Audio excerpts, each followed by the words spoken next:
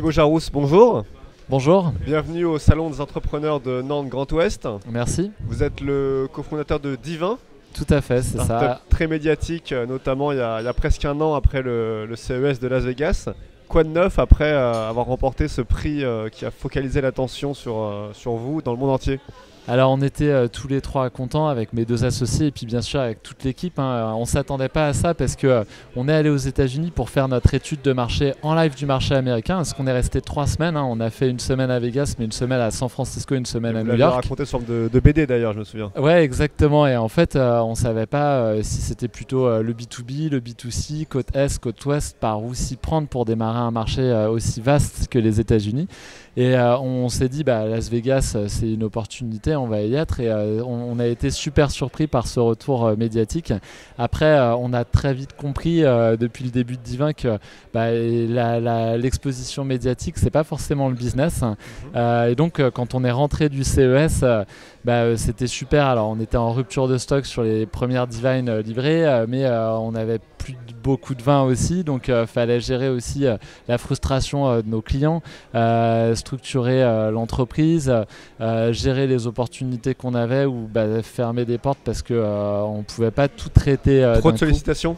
On en a eu beaucoup, et d'ailleurs on n'a pas réussi à bien tout adresser parce qu'on est parti à 4, mais en fait on rencontre tellement de personnes là-bas que c'est dur de faire le follow-up et voilà.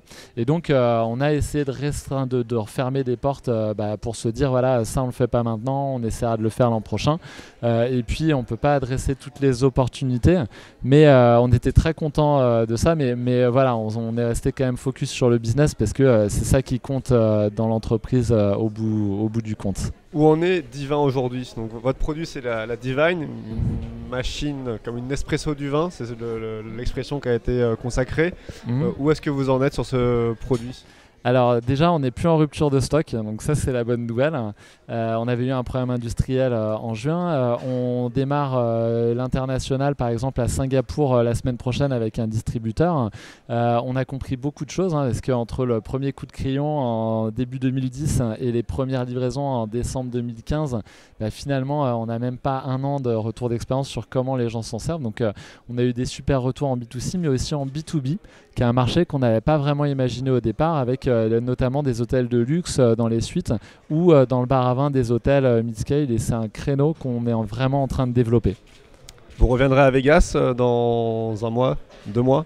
Alors on revient à Vegas pour vraiment faire du business sur le sol américain et aussi avoir et présenter la Divine Connect, qui va être une version notamment pour le B2B et l'hôtellerie et qui va changer l'expérience en termes d'aide à la décision, avec un écran de gestion de la cave, d'interaction et pour vous faire voyager aussi dans les vignes. Donc voilà.